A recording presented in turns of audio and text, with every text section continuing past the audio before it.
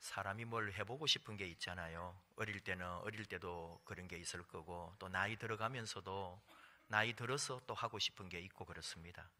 버킷리스트라는 말도 있죠. 죽기 전에 꼭 해보고 싶은 거. 그런 면에서 목사도 해보고 싶은 게 있어요. 어떤 거냐 하면은 창세기부터 요한계시록까지 모든 성경을 설교를 다 한번 해보고 목회가 끝났으면 좋겠다, 그런 생각을 하죠. 신학교 시절에는 아주 교만한 생각도 했어요. 남들이 써놓은 그 위대한 주석들을 보면서도 마음에 안 들어서 내가 목회하면은 나는 반드시 주석을 한번 써봐야지, 다는 못해도 내가 좋아하는 로마서나 요한복음이나 사도행전 이런 나의 주석을 한번 만들어서 책으로 내고 싶다, 이런 못된 생각도 가진 적이 있습니다. 근데 지금 이제 목회하면서 생각하는 거는 참 그런 것이 얼마나 방대하고 어려운 것인가를 알아요. 특별히 이제 성경을 아예 자기 이름을 걸고 번역하시는 분들도 있죠. 여러분이 잘 아는 유진 피터슨의 메시지 성경이라고 하는 것은 그분이 직접 창세기부터 요한계시록까지 번역을 다 하셨어요. 그래서 아예 그분이 번역한 이름으로 유진 피터슨 번역 메시지 성경이 나와 있어요. 그것은 원문을 하나도 해치지 않으면서 가장 오늘 우리 시대에 가장 발전한 영어 언어로 번역한, 현대어로 가장 젊은이나 어린 아이들조차도 이해할 수 있는 영어로 번역을 한 거예요. 물론 반대하고 거기에 대해서 비판하시는 분들도 있지만 이런 번역 작업은 계속되어야 합니다. 우리 한글 성경도 오늘 말씀에도 나중에 현대어 성경으로 제가 한번 인용을 하겠습니다마는 끊임없이 새로운 현대어로, 가장 최근의 문법으로, 가장 최신의 한글 언어로 젊은 세대와 다음 세대를 위하여 번역하는 작업은 항상 일어나야 하는 거죠. 톰 라이트라는 분도 현대어로, 유진 피터슨 못지않게 멋지게 현대어로 새롭게 또 번역을 하신 그런 분도 있습니다. 목사의 꿈은 그런 게 있다 이거죠. 저 역시 이제 뭐 다는 못해도 한 번씩 그런 생각을 오래전에 했었어요. 성경 한 권씩을 주일 낮에 몇 주에 걸쳐서 이 한 권을 다 새벽 기도나 수요 기도회가 아니라 주일 낮 예배 때 만나는 여러분들과 함께 성경을 아예 한 권을 택해서 한 어떤 때는 2달, 석 달이 걸릴 수도 있죠. 어떤 목사님은 1년 내내 그렇게 창세기를 가지고 또는 사도행전을 가지고 하시는 그런 분도 있습니다. 2년, 3년에 걸쳐서 주일 낮 예배를 계속 성경을 강의하시는 분들도 있고요. 근데 저는 그것이 얼마나 어려운 줄 아니까 좀 그래 있다가 이제 나도 한 번쯤은 이렇게 꼭 강해 설교는 아니지만 한 권을 가지고 주일에 계속 이어서 한번 해보자, 그런 마음이 있었는데 이번 해에 그런 일을 한번 저질렀습니다. 그래서 빌립보서 말씀으로 아마 제 생각에 한 3개월 정도 할지 모르겠어요. 여러분은 좀 지루하실 수도 있어요. 똑같은 말씀 가지고 하는 것 같아서. 그러나 또 여기에 장점도 많이 있다는 거죠. 이미 주어져 있는 말씀이기 때문에 목회자가 설교 준비하는 것이 풍성할 수 있다, 그런 거죠.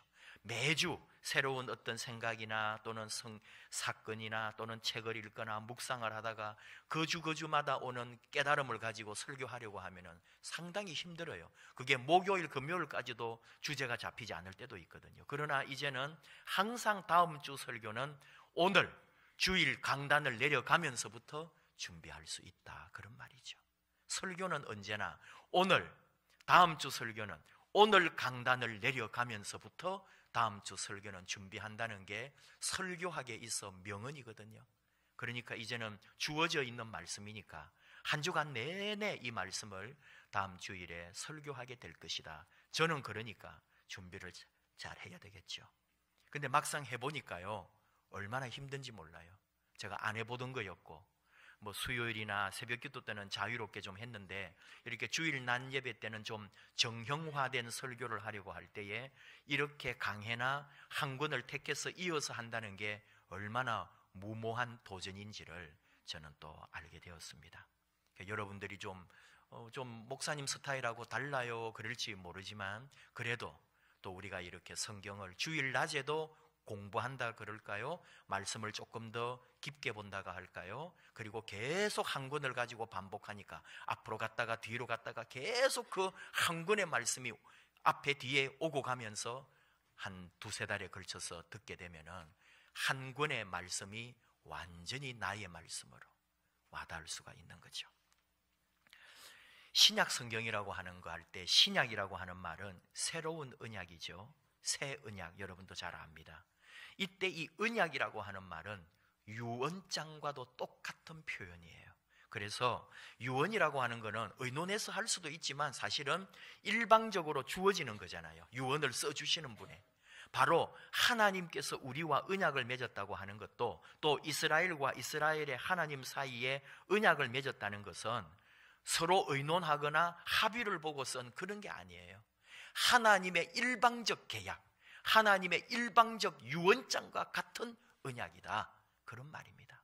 그래서 이 성경은 하나님이 일방적으로 우리에게 주신 거고요, 또 특별히 계명, 율법은 하나님이 직접 그분의 입장과 그분 뜻대로 이스라엘 백성을 택해서 주셨다 하는 모든 율법의 주도권은 하나님에게 있다는 걸 우리가 먼저 인정해야 합니다. 오늘 우리가 하나님의 말씀을 이렇게 듣고 배우고 나누고 묵상도 하고 있지만은 이 말씀은 하나님께서 우리에게 일방적으로 주신 언약이다 하는 거예요. 근데 어떤 문제가 있느냐? 예레미야 선지자를 통해서 하나님과 이스라엘 백성들 사이의 계약 관계를 알 수가 있어요. 예레미야 31장 31에서 34절 사이에 하나님께서 이스라엘 백성들하고 하는 말이 있습니다. 내가 여호와의 말이다. 내가 이스라엘의 집과 유다의 집과 새 언약을 맺을 날들이 오고 있다. 이 언약은 그들의 조상들의 손을 붙잡고 이집트 땅에서 나오게 하던 날 내가 그들의 조상과 맺은 언약과는 같지 않다. 내가 그들의 남편이었음에도 그들은 내 언약을 깨뜨렸다. 여호와의 말이다. 여호와의 말이다. 이것이 내가 그날들 후에 이스라엘의 집과 맺을 언약이다. 내가 내 율법을 그들의 생각 속에 주고 그들의 마음에 기록할 것이다. 그리하여 나는 그들의 하나님이 되고 그들은 내 백성이 될 것이다. 그들은 각자 자기 이웃에게 또는 자기 형제에게 더 이상 여호와를 알라 하지 말하지 않을 것이다. 이는 가장 작은 사람들부터 가장 큰 사람들까지 그들 모두가 나를 알 것이기 때문이다. 내가 그들의 죄를 용서하고 그들의 죄를 더 이상 기억하지 않을 것이다. 여호와의 말이다. 이런 말씀을 해요. 굉장히 많은 이야기가 있는데 무슨 얘기냐? 출애굽해가지고 하나님이 이스라엘 백성과 언약을, 유언장 같은 언약을, 율법의 언약을 맺었다 이거예요. 그것이 바로 모세가 받은 돌판에 받은 계명이었다 이거죠. 그래서 하나님이 남편이 되고 이스라엘 백성이 아내가 되었는데 남편과의 아내가 맺은 계약을 이 아내가 이스라엘 백성이 다 깨뜨려 버렸다 이거예요. 그래서 그 율법 맺었던 그 십계명, 그 시내산 언약이 다 깨졌단 말이에요. 그래서 하나님은 새 언약을, 새 유언장을 너희에게 써준다. 새 계약을 맺자. 그것이 예레미야 선지자를 통해 주신 말씀이에요. 근데 새 계약은, 새 언약은 돌판이 아니고 너희의 생각, 너희의 마음에 기록할 것이다. 그렇게 말씀을 하고 있는 거예요. 그때가 되면 내가 너희의 모든 죄를 용서하고 이제 하나님을 모르는 사람이 없기 때문에 굳이 하나님을 알라라고도 말할 필요도 없다. 세상의 모든 사람이 구원을 받고 용서받고 하나님을 알게 되는 그런 날이 올 것이다. 예레미야 선지자가 예언을 한 거예요. 하나님과 이스라엘 백성이 다시 새롭게 언약을 맺었단 말입니다. 그런데 중요한 것은 고대 사회는 새롭다고 하는 것에 대하여 굉장히 부정적이었습니다. 뭔가 새로운 거 시도하고 새로운 얘기가 나오면은 이것은 뿌리가 없고 또 근거가 없거나 아직까지 검증이 되지 않았기 때문에 항상 색안경을 끼고 부정적으로 보았단 말이에요. 다시 말하면 예레미야가 말하는 새 언약, 예레미야 선지자와 같은 사람들의 그런 발언이 사람들에게 좋게 들리지 않았다는 거예요. 진짜야?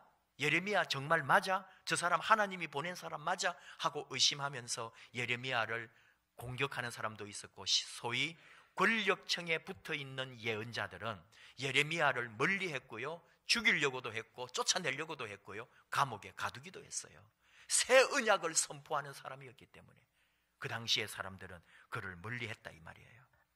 대신에 고대인들은 오래된 것을 좋아했고 전통과 역사를 가지고 있는 옛것을 선호했다 이 말입니다.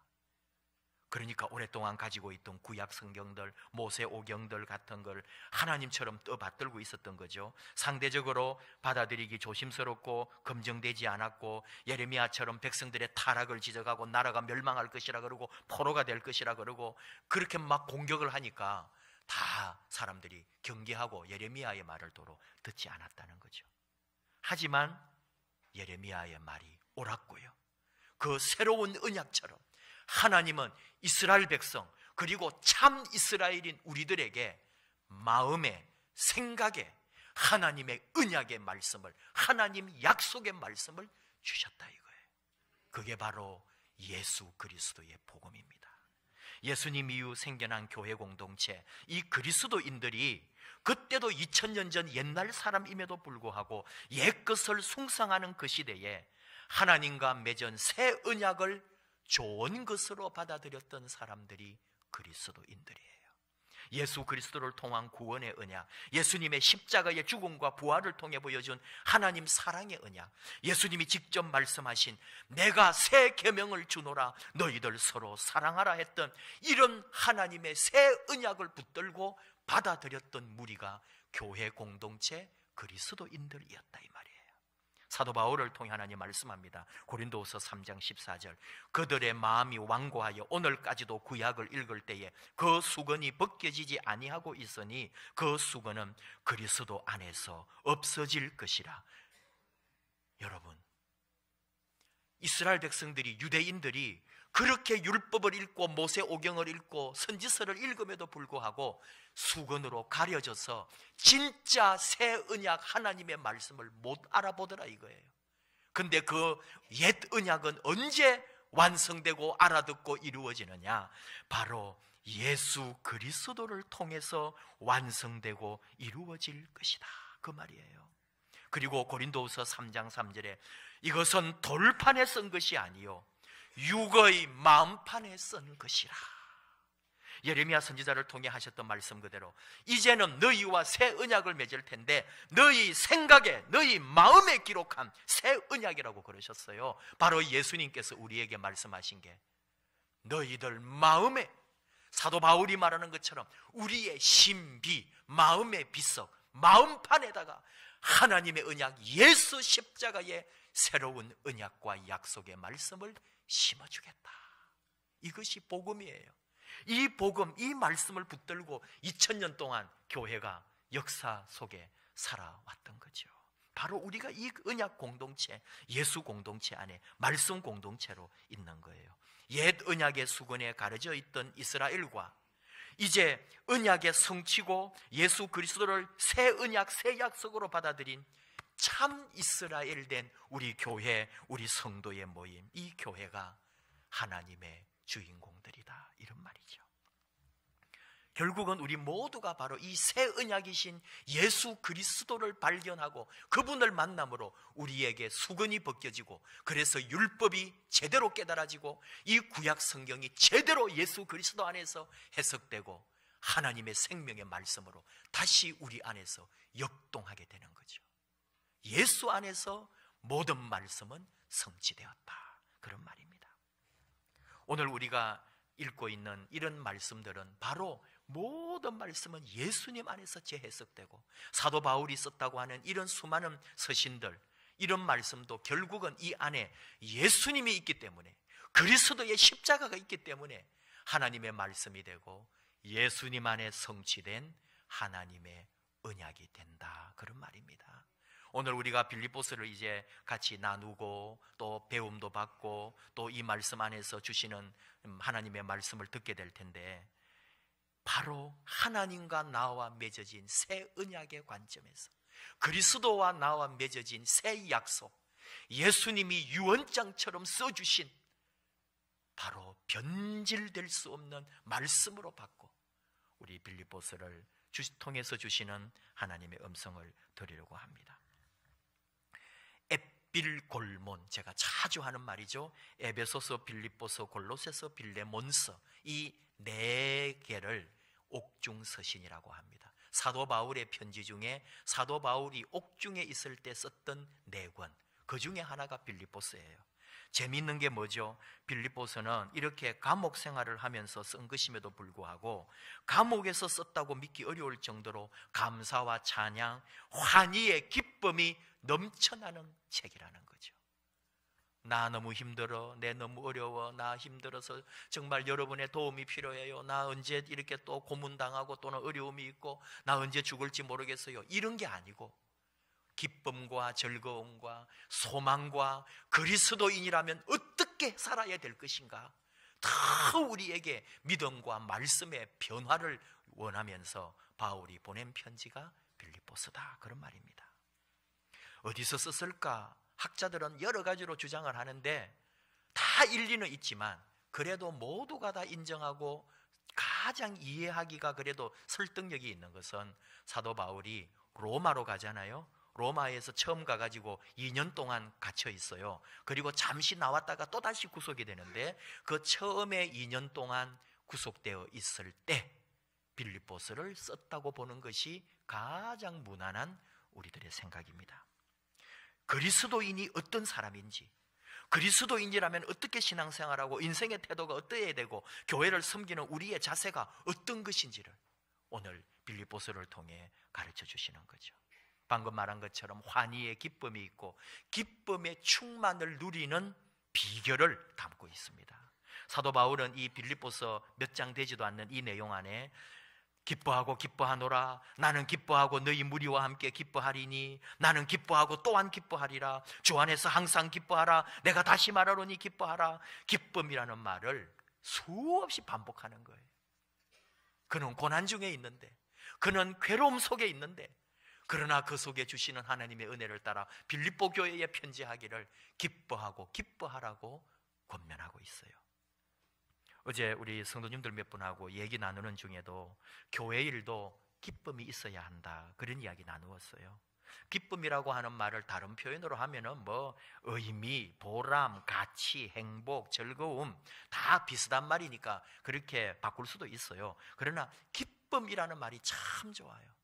이 내 안에 있는 모든 걸 포함하는 거예요. 즐겁다든지 뭐 좋다든지 너무너무 기뻐한 이런 말들을 다 포함하는 게 기쁨.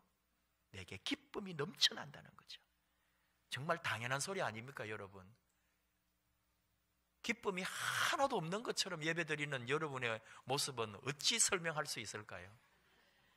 하나님 은혜와 사랑 안에서 정말 내 안에서 자꾸 솟아나는 이 기쁨 때문에 어쩔 수 없어야 되는데, 내가 이 기쁨을 감추려고 해도 감출 수가 없는 게 예수 믿는 기쁨인데, 교회 들어올 때는 세상의 모든 아픔, 슬픔, 고난, 죽음, 망함, 실패, 좌절 다 짊어지고 인상 하나 펴지 않고 푹 숙이고 있는, 기쁨을 찾아볼 수 없는 이 아이러니를 어떻게 설명하냐 이거예요. 그래서 우리가 빌립보서를 통해서 다시 기쁨을 회복하도록, 기쁨이 뭔지, 하나님 말씀하시는 기쁨이 뭔지 우리가 다시 한번 주목하는 거죠. 사도 바울이 이 자기가 열악한 환경 속에서도 빌립보 교회에 보낸 편지에 기쁨을 강조하는 이유를 저는 이거 학자들이 뭐 말한 데도 있겠지만 제가 말하는 거예요. 개척하고 목회했던 빌립보 교회거든요. 참 이 사도 바울이 빌립보 교회 갔을 때 얼마나 많은 은혜가 있고 처음에는 핍박도 있었고요, 고통도 있었지만은 평생의 도움을 받고 서로 교제했던 교회가 빌립보 교회예요. 사도 바울은 소아시아라고 우리가 많이 말하는데 지금으로 말하면 터키입니다. 터키가 굉장히 넓어요. 그 터키 지역에서 많은 교회들이거든요. 다 그 교회들에서 사도 바울이 가서 전도하고 개척하고 교회를 세우고 또 옮겨가고 몇 개월도 있고 몇 년도 있고 이런 식으로 전도를 했어요. 그러는 중에 어느 날 하나님께서 자꾸 전도의 길을 막고 다른 데로 가라고 어떤 성령의 사인을 주시는 거예요. 그리고 환상 중에 마게도냐 사람이 건너와서 우리를 도와달라고 하는 그런 어떤 환상도 보고 그래요. 근데 그거를 소중하게 여깁니다. 이것이 아버지 뜻이다, 이것이 성령님이 이끄십니다라고 그런 믿음으로 그걸 받아들이고 마게도냐 지역으로 넘어가는데, 거기가 어디냐, 바로 소아시아에서 유럽의 입구라고 할 수 있는 그리스 지역으로 넘어가는 거예요. 그게 사도 바울이 처음으로 유럽으로 진출하여 복음 전하게 되는 과정입니다. 바울은 원래는 바로 로마로 가려고 그랬어요. 근데 그게 자꾸 되지 아니하고 빌립보라고 하는 곳을 시작으로 유럽에 들어가서 복음을 전하게 되는 거죠. 그때 제일 유럽 지역에 들어가서 처음 간 곳이 빌립보입니다. 알렉산더 대왕이 세운 계획 도시예요. 알렉산더의 아버지 이름이 빌립보거든요. 그 아버지 이름을 따서 자기가 도시를 만드는 게 빌립보입니다. 그러니까 그 2000년 전이지만 굉장히 멋지게 계획 도시로 잘 만들어 놓은 도시였단 말이에요. 그래서 무역업이 성행하고 외국인들이 많이 살았고요. 아주 이런 막 경제 활동이 왕성했던 그런 도시란 말입니다. 거기에 가서 바울이 누구를 만나요? 강가에 안식일에 기도하러 갔다가 그 유대인이거나 또는 유대교로 개종했던 사람들이 교회나 회당이 없으니까 그 빌립보 지역 강가에 나와가지고 기도하던 여인들이 있는데 그 여자들 중에 루디아라고 하는 여인을 만났던 거죠. 그리고 바울의 전도를 받고 그 자리에서 예수를 믿기로 고백하고 온 식구들이 다 세례받고 바울에게 우리 집을 당신의 거처로 삼고 이곳을 당신이 복음 전하는 자리로, 우리로 말하면 교회로 시작하십시오. 그래서 빌립보 교회가 시작되는 거예요. 그리고 루디아라고 하는 이 여성 사업가, 그 당대로 보면은 뭐라 그럴까요? 샤넬 회장님이에요. 루이비통 회장님이라니까요. 그 옛날 옷감을 염색하고 최고급 옷감을 장사하는 사업가였어요. 자기 공장은 터키에 있어요. 근데 이 지금 그리스까지 와가지고 이 뭐라 그럴까요? 지사를 만들고 무역업을 하고 있나. 그리고 예배 드릴 데가 없어서 강가에 나가서 기도하러 갔다가 사도 바울을 만나고 극적으로 예수님을 영접하게 되는 거 아닙니까? 평생의 바울의 후원자가 돼요. 부자고요, 사업가였고요, 항상 바울을 위해서 돕는 거예요. 자기 말 없어요. 빌립보 교회 이름을 통하여. 그래서 바울은 항상 빌립보 교회를 생각할 때마다 풍성한 선교비를 도와주므로 자기가 어디 가든지 돈 걱정하지 않고 선교할 수 있었던 거예요. 기쁠까요? 안 기쁠까요? 정말 여러분, 이런 사람 되면 얼마나 좋겠어요. 주의 복음을 위하여, 선교를 위하여 그 선교사님의 재정이 어렵지 않도록 항상 공급해 줄 수 있는 그런 내 사업이 되고 우리 교회가 될 수 있다면, 우리 그런 교회, 그런 사업가 나오기를 축복합니다. 우리 할 수 있고요, 우리는 또 능히 그 일을 감당하려고 합니다. 참 고마운 거죠. 근데도 여러분, 오늘 말씀 보십시오. 내가 너희를 생각할 때마다 3절입니다. 나의 하나님께 감사한다 그러잖아요. 여러분 감사합니다. 루디아 집사님 감사합니다. 아니에요. 빌립보 교회여 감사합니다. 아니에요. 이걸 잊지 말아야 합니다. 여러분, 우리 선교사님들 오셔가지고 석수중앙교회 너무 감사합니다, 선교비 보내주셔서 감사합니다, 그런 말 하거들랑 너무 그 말에 현혹되지 말아요. 우리는 어떻게 생각해야 될까요? 하나님 아버지 감사합니다. 선교사님은 우리 좋아라고 그 말씀 하시겠죠. 근데 만약에 어떤 선교사님 오셔가지고 우리한테는 하나도 고맙다 말 안 하고 하나님께 항상 감사합니다, 필요하고 또 뭐 하는 일 있으면 하나님께서 항상 공급해 주셨습니다, 그러면 우리는 섭섭하다니까요. 아니, 우리가 보내가지고 우리가 줬더니 저 우리한테 고맙다 말 한마디도 안 하고 뭐 하나님께만 하네. 근데요, 그 말이 맞는 거예요. 오늘 사도 바울 하나님께 감사하대요. 대신에 뭘 합니까? 4절, 간구할 때마다 너희 무리를 위하여 기쁨으로 항상 간구한다는 거예요. 빌립보 교회를 위하여 매일 쉬지 아니하고 기도하고, 기도할 때는 또 뭐가 있어요?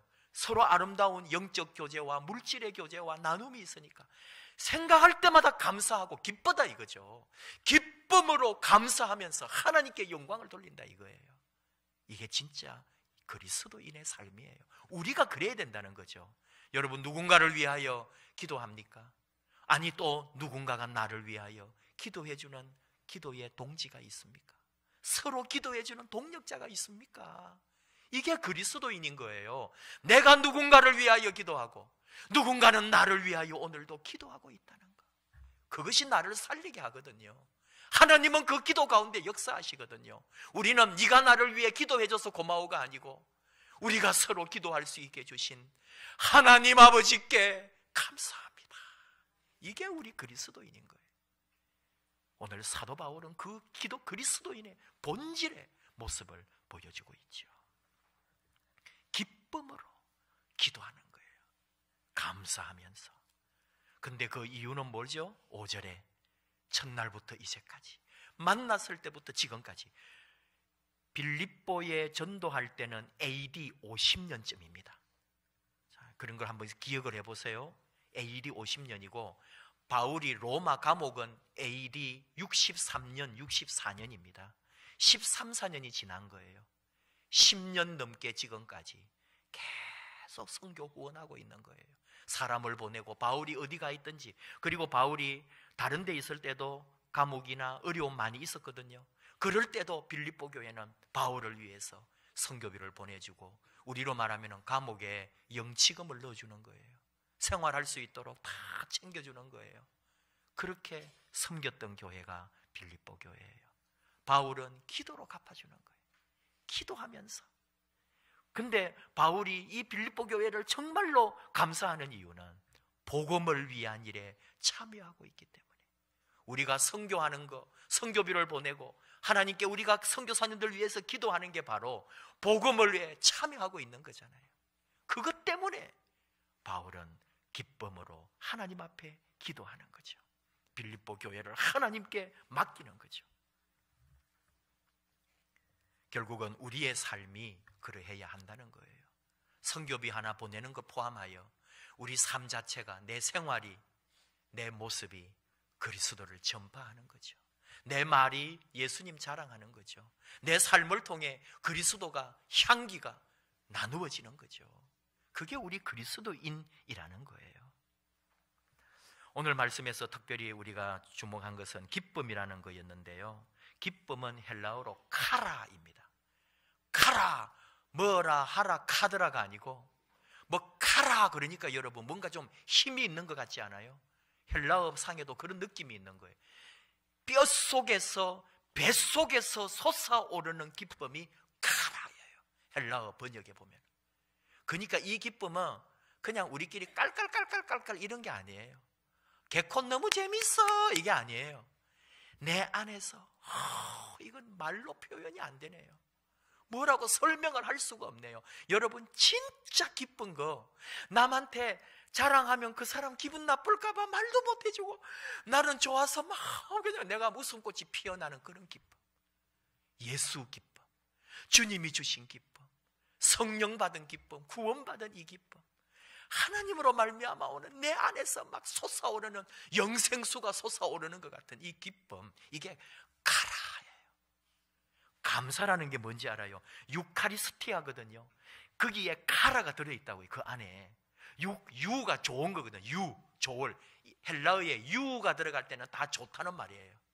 그래서 유카라가 들어가가지고 좋은 기쁨, 그 뜻이 더 확산돼가지고 감사가 된 거예요. 유카레스티아, 기쁨이 있고 감사가 있는 거예요. 그러니까 감사하다는 건 뭐예요? 항상 기쁨이 그 속에 있는 거예요. 그냥 여러분, 우리 감사와 기쁨은 같이 굴러가고 있는 거예요. 기쁨의 사람은 감사의 사람이고 감사하는 사람은 기쁨인 거죠. 그러니까 오늘 감사함으로, 기쁨으로 하나님께 간구하고, 너희들 복음에 참여하고 나를 위하여 선교하고 후원해 주는 것에 대하여 나는 우리 하나님 앞에 감사하고 기뻐하고 또 기뻐합니다. 그러는 거예요. 그리스도인의 삶이 그렇다는 거죠. 그리스도인이십니까? 예. 기도하고 감사하고 기쁨이 있고 내 삶으로, 내 말로, 내 모든 행실로 그리스도를 전파하고 증거하고 복음 전하는 사람, 이것이 바로 우리 그리스도인입니다. 거기에다가 하나 더, 방금 얘기했지만 기도해 주는 거죠. 내 자신을 위해서도 기도하지만 언제나 우리는 기도하는 사람들, 누군가를 위하여, 무엇인가를 위하여 기도하고 있는 사람들, 그리스도인입니다. 굳이 오늘 정리를 해보면 그리스도인이라고 할 때 첫 번째는 감사와 기쁨이 넘치는 삶이라 할 수 있겠죠. 두 번째는 내 삶으로 복음을 전하는 사람들, 그리스도인입니다. 세 번째는 언제나 기도하는 삶입니다. 날마다 간구하는 삶입니다. 그 말을 또 다 합해보면 언제나 하나님 앞에 예배자로, 하나님을 섬기는 자로, 하나님 앞에 충성스럽고 신실한 일꾼으로 우리가 쓰임받고 있다는 거죠. 올 한 해 빌립보서를 시작으로 말씀을 엽니다. 그리스도인으로 위로도 받고 하나님으로부터 은혜도 입지만 또 나아가서 사명을 받은 자들로서 다시 한번 말합니다. 감사와 기쁨이 넘치는 그리스도인, 복음을 내 삶을 통해 언제나 복음을 전하고 있는 그리스도인, 그리고 언제나 평생에 항상 기쁨으로 감사로 기도하는 그리스도인. 빌립보서를 열면서 올 한 해 바로 그런 그리스도인 되게 하여 주시옵소서. 예배자로 세워 주시옵소서. 바로 그 자리에 나아가는 저와 여러분 되기를 축복합니다. 함께 찬양하십시다. 부르신 곳에서 예배하고 부르신 곳에서 쓰임받기 원합니다. 어떤 상황 속에서도 주님 앞에 나아가기 원합니다.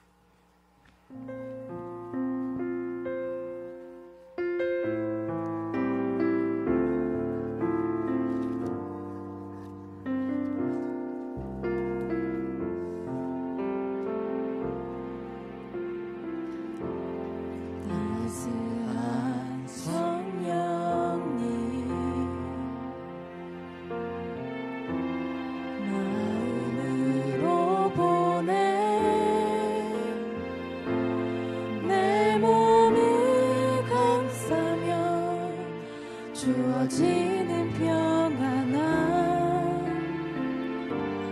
만족함을 느끼네. 따스한 성령님, 따스한 성령님, 마음으로 보내. 내 몸을 주어지는 평안함, 만족함을 느끼네. 부르신 곳에서 나는 예배하네. 어떤 상황에도 나는 예배하네. 부르신 곳에서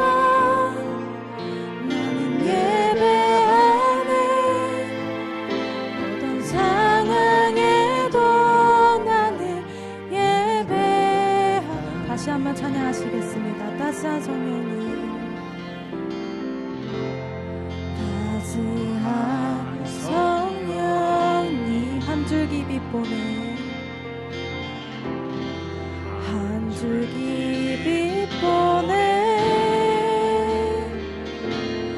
내 몸을 감싸며 주어지는 평안함, 주어지는 평안함, 그 사랑을 느끼네. 그 사랑을 느끼네. 부르신 곳에서 나는 예배하네. 어떤 상황에도 나는 예배하네. 부르신 곳에서 나는 예배하네.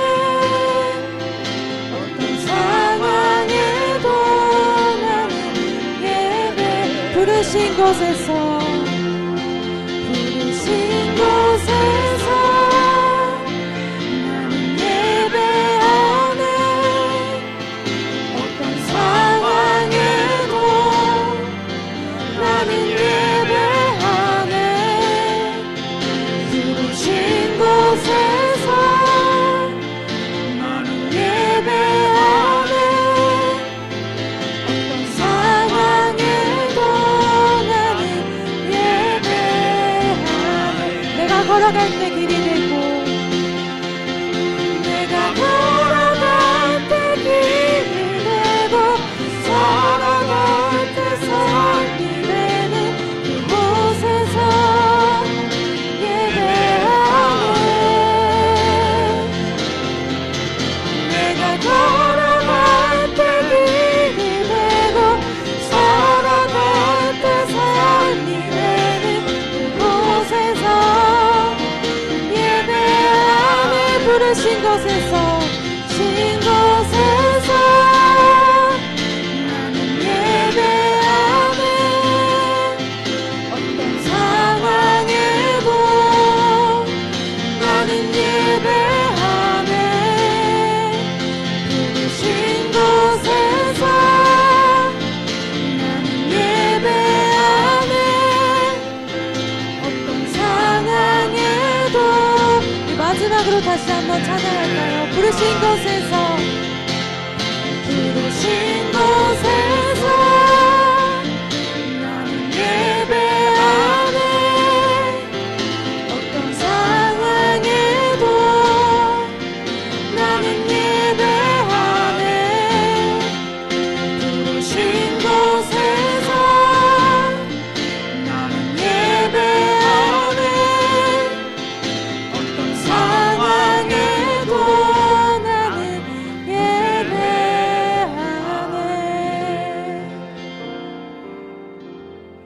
우리 함께 기도합시다. 어떤 상황에도 예배하는 그리스도인, 어떤 상황 속에서도 전도하는 그리스도인, 내 삶의 어떤 상황 가운데서도 간구하며 기도하는 그리스도인.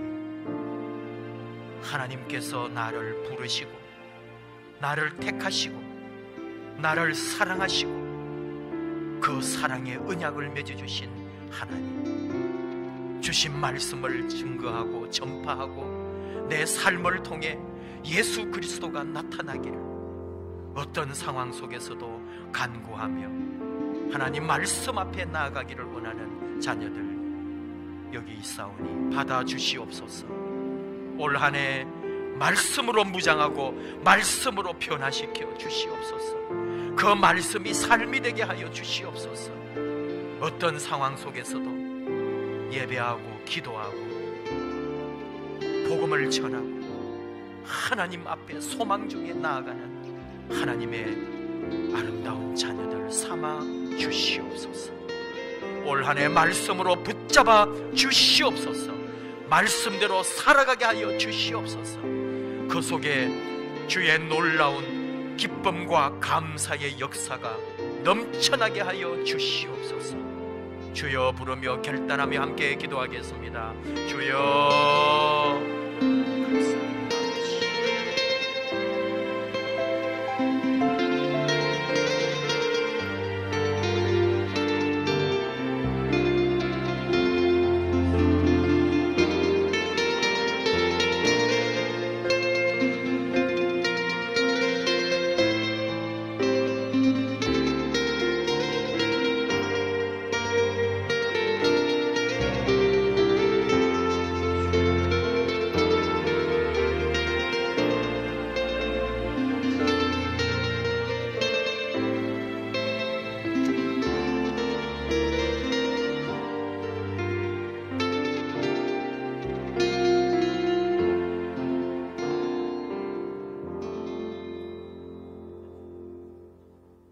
하나님 아버지 감사합니다. 빌립보서를 우리에게 허락해 주시고 함께 주시는 말씀을 따라 걸어가게 해 주심을 감사합니다.